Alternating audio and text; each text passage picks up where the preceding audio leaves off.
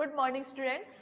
तो आज हम इस यूनिट का लास्ट टॉपिक स्टार्ट करेंगे, वो है रमन स्पेक्ट्रम की आईआर स्पेक्ट्रम के सापेक्ष उपयोगिता। रमन स्पेक्ट्रम की आईआर स्पेक्ट्रम के सापेक्ष या अवरक्त स्पेक्ट्रम के सापेक्ष उपयोगिता। ठीक है, तो ये क्या है, इस यूनिट का लास्ट टॉपिक है अपने। इसके बाद अपने ये यूनिट कंप्लीट हो जाएगी। तो हेडिंग लगा लेते हैं, रमन स्पेक्ट्रम, रमन स्पेक्ट्रम की अवरक्त स्पेक्ट्रम, रमन स्पेक्ट्रम की अवरक्त स्पेक्ट्रम आईआर के सापेक्ष उपयोगिता।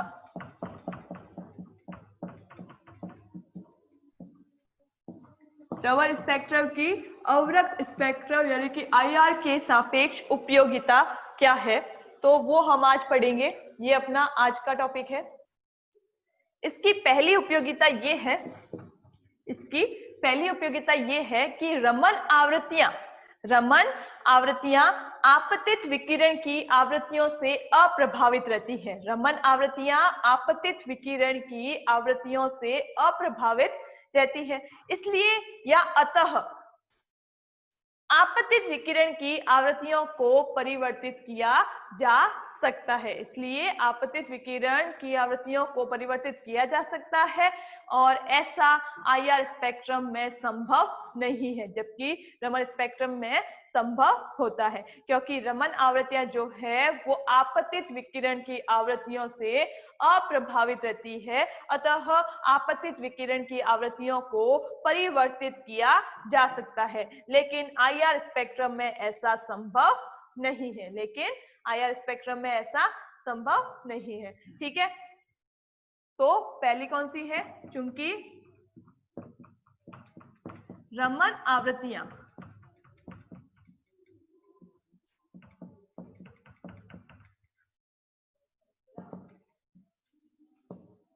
आपतित विकिरण की आवृत्तियों से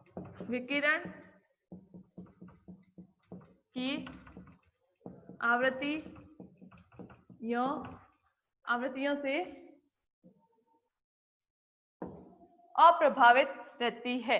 चूंकि रमन आवृत्तियां आपतित विकिरण की आवृत्तियों से अप्रभावित रहती है, अप्रभावित रहती है, अतः आपतित विकिरण की आवृत्ति को क्या किया जा सकता है, परिवर्तित किया जा सकता है। आपतित विकिरण की आवृत्ति को परिवर्तित किया जा सकता है, लेकिन आईआर स्पेक्ट्रम में ऐसा संभव नहीं है कि रमन आवृत्तियां जो है वो आपतित विकिरण की आवृत्तियों से क्या होती है, अप्रभावित रहती है, अतः आपतित विकिरण की आवृत्ति को परिवर्तित किया जा सकता है, लेकिन आईआर स्पेक्ट्रम में ऐसा संभव नहीं है। लेकिन आईआर स्पेक्ट्रम में ऐसा संभव नहीं है। ठीक है, तो एक ये हो गई रमन स्पेक्ट्रम की अवरक्त स्पेक्ट्रम यानी कि आईआर स्पेक्ट्रम के सापेक्ष उपयोगिता। ठीक है, दूसरी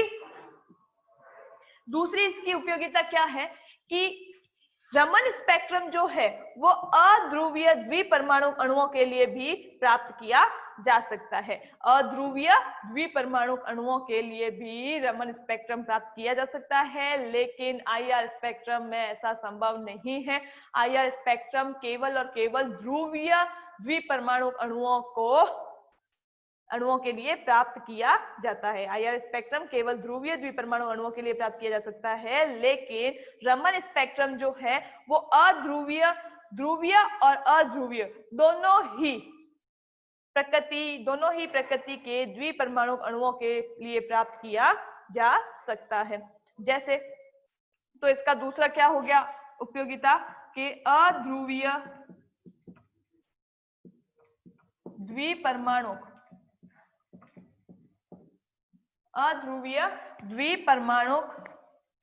अणु के लिए भी रमन स्पेक्ट्रम प्राप्त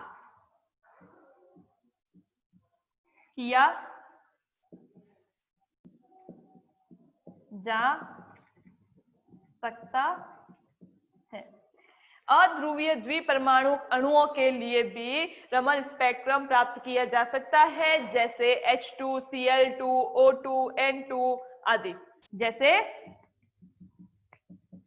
H2, Cl2, N2, O2 आदि।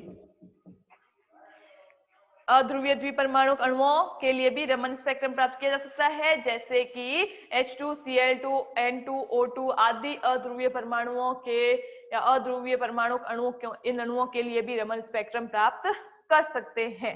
लेकिन अवरक्त स्पेक्ट्रम में ऐसा संभव नहीं है। लेकिन अवरक्त स्पेक्ट्रम संभव नहीं है। अध्रुवीय द्विपरमाणु अणुओं के लिए अवरक्त स्पेक्ट्रम संभव नहीं है। तो लेकिन द्विपरमाणु अणुओं के लिए लेकिन आईआर स्पेक्ट्रम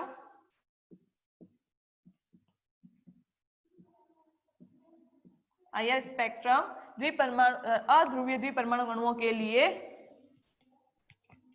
संभव नहीं है। ठीक है, जबकि आईआर स्पेक्ट्रम जो है वो अध्रुवीय द्विपरमाणु अणुओं के लिए संभव नहीं है। फिर तीसरी इसकी रमन स्पेक्ट्रम की आईआर के सापेक्ष उपयोगिता है कि रमन स्पेक्ट्रम के दृश्य परास में भी प्राप्त किया जा सकता है। रमन स्पेक्ट्रम जो है वो स्पेक्ट्रम के दृश्य परास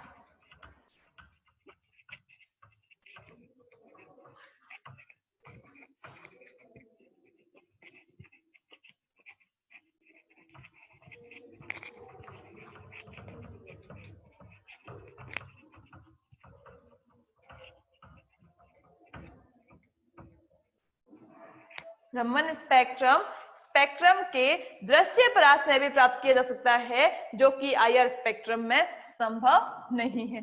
तीसरा क्या है? रमन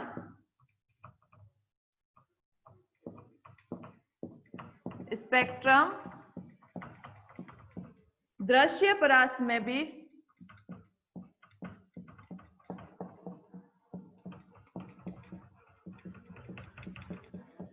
प्राप्त किया जा सकता है।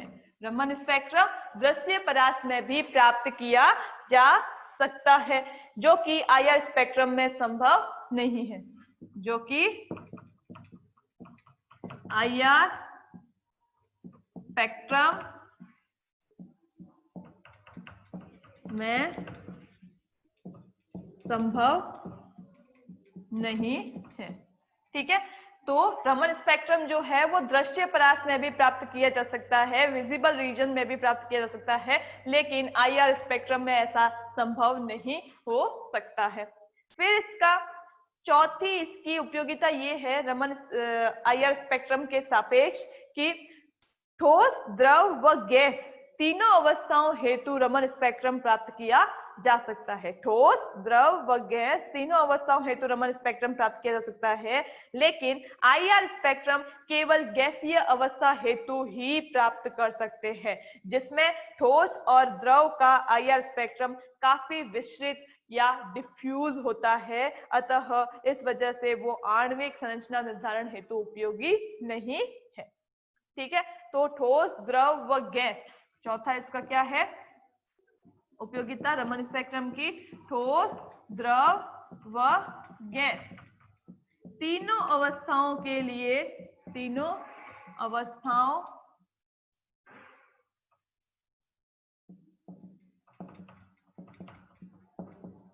लिए रमन स्पेक्ट्रम प्राप्त किया जा सकता है।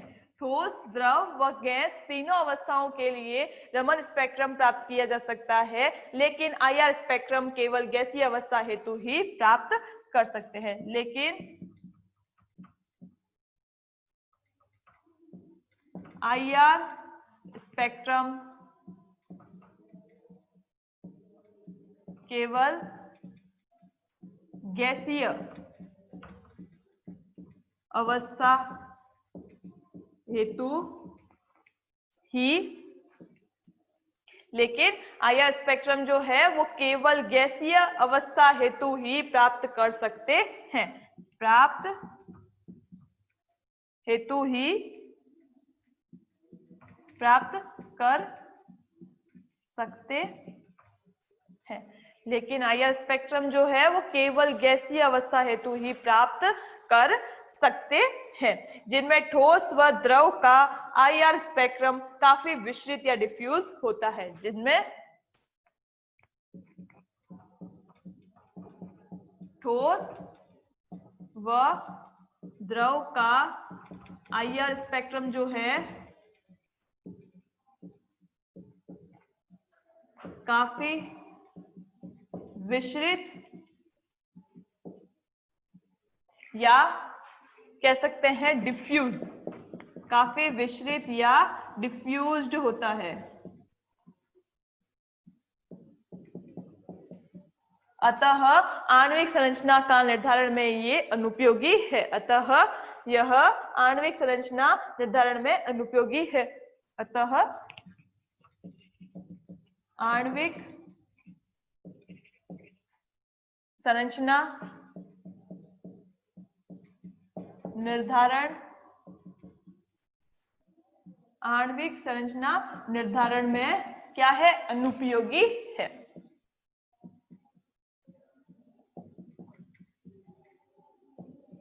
अनुपयोगी है। ठीक है, तो रमन स्पेक्ट्रम जो है वो ठोस, द्रव व गैस तीनों अवस्थाओं के लिए प्राप्त किया जा सकता है, लेकिन IR स्पेक्ट्रम केवल गैसीय अवस्था हेतु ही प्राप्त कर सकते हैं, क्योंकि ठोस और द्रव का IR स्पेक्ट्रम क्या होता है? काफी विस्तृत होता है, या फिर हम कह सकते हैं डिफ्यूज होता है। अतः आणविक संरचना निर्धारण में ये क्या है? IR स्पेक्ट्रम के IR स्पेक्ट्रम, ठोस और द्रव का जो IR स्पेक्ट्रम है वो आणविक संरचना निर्धारण में अनुपयोगी होता है या फिर उपयोगी नहीं होता है। ठीक है, तो ये थी रमन स्पेक्ट्रम की अवरक्त स्पेक्ट्रम के सापेक्ष उपयोगिता, और इस वजह से इन उपयोगिताओं के कारण ही रमन स्पेक्ट्रोस्कोपी आणविक संरचना निर्धारण हेतु काफी उपयोगी है। इन उपयोगिताओं के कारण ही रमन स्पेक्ट्रोस्कोपी जो है वो आणविक संरचना निर्धारण हेतु काफी उपयोगी है। किसके सापेक्ष? IR स्पेक्ट्रम के सापेक्ष काफी उपयोगी है। ठीक है, फिर यहां तक ये अपना लास्ट टॉपिक था, रमन स्पेक्ट्रम की अवरक्त स्पेक्ट्रम के सापेक्ष उपयोगिता। ठीक है, फिर यहां से अपनी कंप्लीट होती है ये यूनिट। ठीक है, तो आज हम क्या करेंगे, इसके बाद में रमन स्पेक्ट्रम को एक बार वापस से थोड़ा बहुत रिवाइज कर लेते हैं कि क्या क्या पढ़ा था हमने रमन स्पेक्ट्रम के बारे में। ठीक है, तो हम रिवाइज कर लेते हैं एक बार। ठीक है,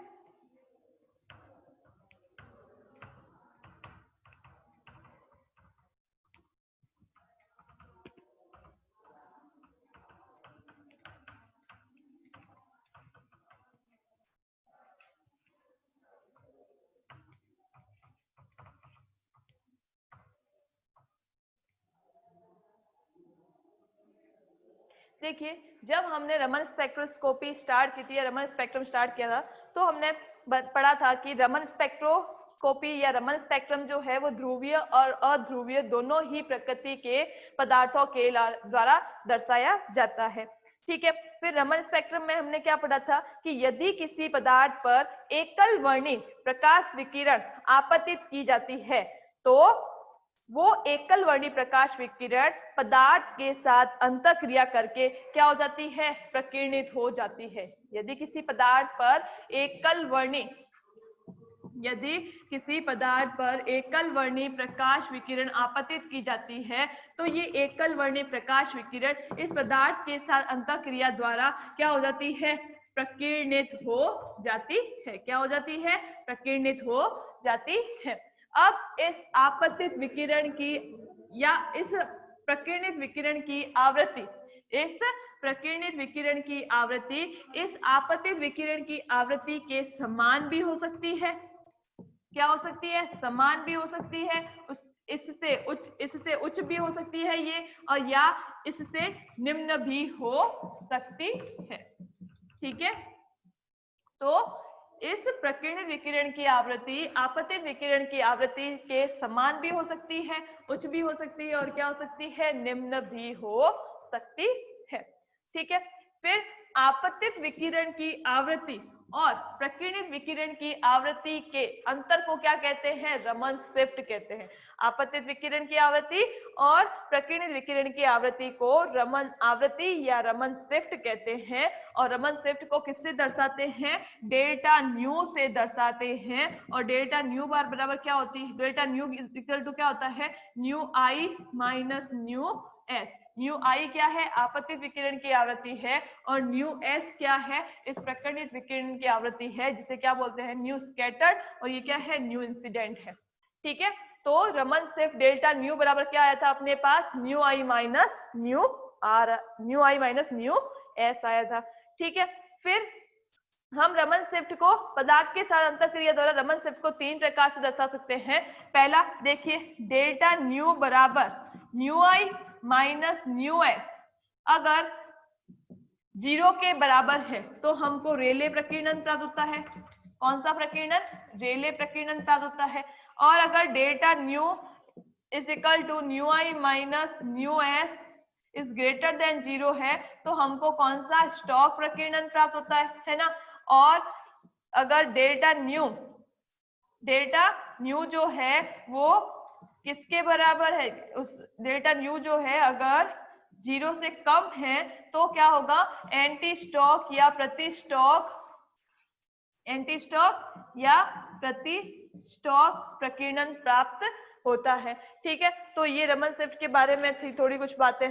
फिर उसके बाद में हमने रमन प्रभाव पढ़ा था कि किसी पदार्थ की प्रकृति ज्ञात करने के लिए रमन शिफ्ट का अध्ययन और विभिन्न प्रेक्षणों का निष्कर्ष जो है वो क्या कहलाता है, रमन प्रभाव कहलाता है। और रमन प्रभाव से प्राप्त स्पेक्ट्रम रमन स्पेक्ट्रम कहलाता है। किसी पदार्थ की प्रकृति ज्ञात करने के लिए रमन शिफ्ट का अध्ययन, किसी पदार्थ की प्रकृति ज्ञात करने के लिए रमन शिफ्ट का अध्ययन तथा विभिन्न प्रेक्षणों का निष्कर्ष क्या कहलाता है, रमन प्रभाव कहलाता है। और रमन प्रभाव से प्राप्त स्पेक्ट्रम रमन स्पेक्ट्रम कहलाता है, जिसमें तीन प्रकार की रेखाएं प्राप्त होती है। एक तो रेले प्रकीर्णन वाली रेखाएं, दूसरी स्टॉक रेखाएं, और तीसरी कौन सी है, एंटी स्टॉक रेखाएं। ठीक है, फिर ये हमने इसका स्पेक्ट्रम भी दर्शाया था हमने। फिर रमन स्पेक्ट्रम की प्रकृति और गुणधर्म पढ़े थे हमने। उसमें था कि रमन स्पेक्ट्रम जो है वो या रमन शिफ्ट जो है वो 100 से 300 सेमी इनवर्स की परास का होता है, जो आईआर क्षेत्र या माइक्रो क्षेत्र में भी स्थित होता है। और स्टॉक रेखाओं की तीव्रता एंटी स्टॉक रेखाओं की तीव्रता से क्या होती है, अधिक होती है, जो ताप में वृद्धि के साथ एंटी स्टॉक रेखाओं की भी तीव्रता बढ़ती है।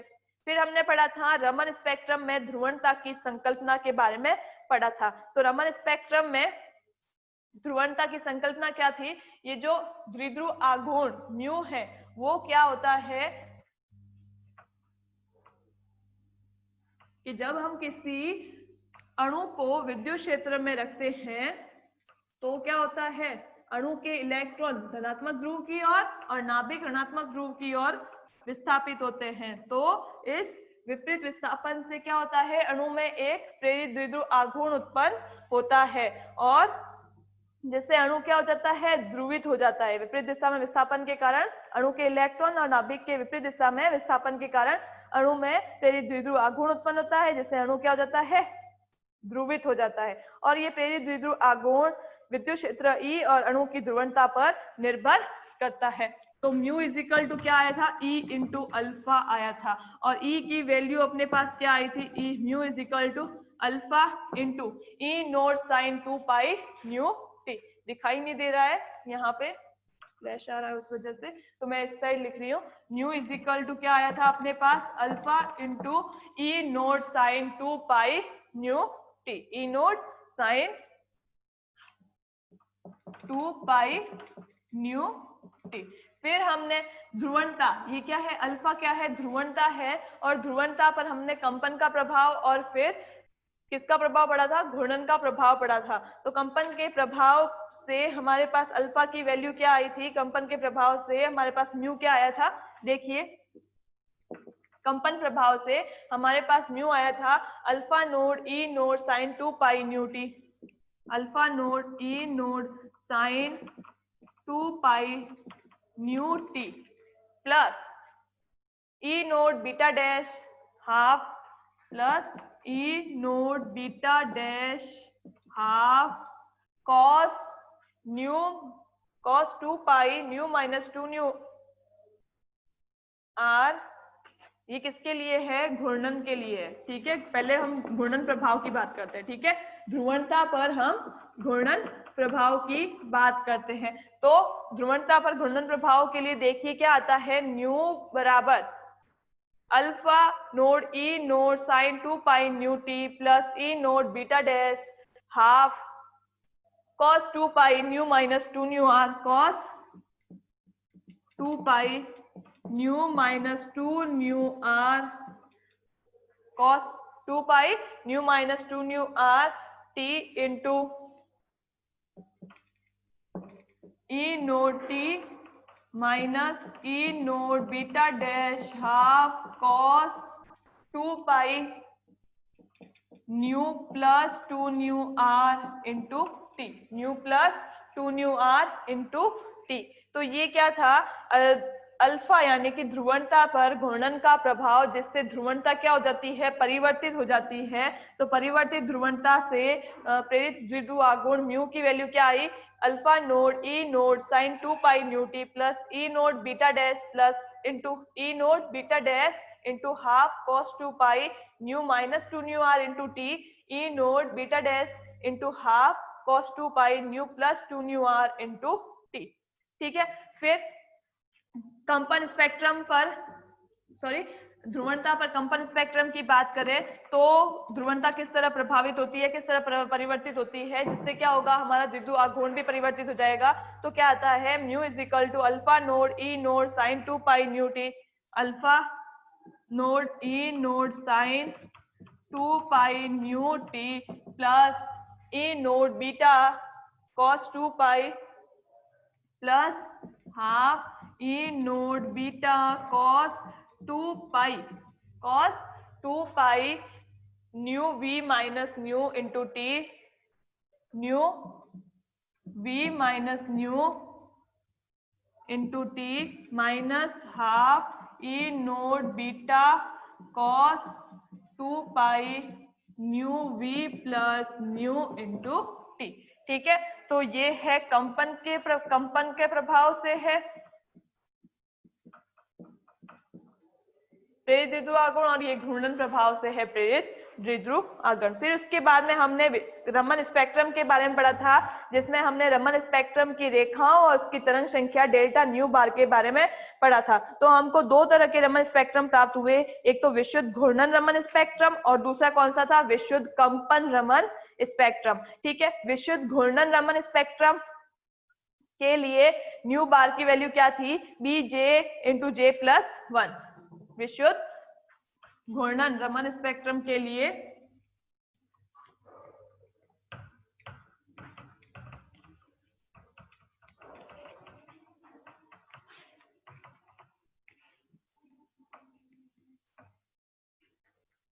विशुद्ध घूर्णन रमन स्पेक्ट्रम में घूर्णन ऊर्जा स्तर की ऊर्जा को तरंग संख्या के रूप में विशुद्ध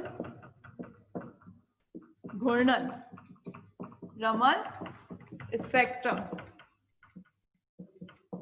उसमें घूर्णन ऊर्जा स्तर की ऊर्जा को तरंग संख्या के पद में हमने किस तरह लिखा था, B J into J plus 1, ठीक है। और फिर घूर्णन स्तरों में संक्रमण की आवृत्ति को तरंग संख्या के रूप में कैसे लिखा था? Delta nu bar is equal to B J dash plus 1 minus B J into J plus 1। ठीक है, तो कंपन स्तरों के मध्य घूर्णन स्तरों के मध्य संक्रमण, घूर्णन स्तरों के मध्य संक्रमण की आवृत्ति को तरंग संख्या के रूप में हमने इस प्रकार दर्शाया था। फिर हमने घूर्णन नमन स्पेक्ट्रम के लिए चयन नियम पढ़ा था। घूर्णन नमन स्पेक्ट्रम का चयन नियम क्या होता है? डेल्टा जे बराबर 0 प्लस माइनस 2, डेल्टा जे बराबर 0 प्लस माइनस 2 पढ़ा था। ठीक है, फिर यहाँ पे डेल्टा जे बराबर यदि 0 है तो रेले प्रकीर्णन, डेल्टा जे बराबर प्लस 2 है तो स्टॉक, और माइनस 2 है डेल्टा जे बराबर तो एंटी स्टॉक प्रकीर्णन प्राप्त होता है, एंटी स्टॉक लाइंस प्राप्त होती है। फिर उसके बाद में हमने पढ़ा था घूर्णन विशुद्ध कंपन रमन स्पेक्ट्रम। उसके बाद में हमने कौन सा रमन स्पेक्ट्रम पढ़ा था? विशुद्ध कंपन रमन स्पेक्ट्रम के बारे में पढ़ा था। उसमें कंपन ऊर्जा स्तर की ऊर्जा को किस तरह से दर्शाया था? कंपन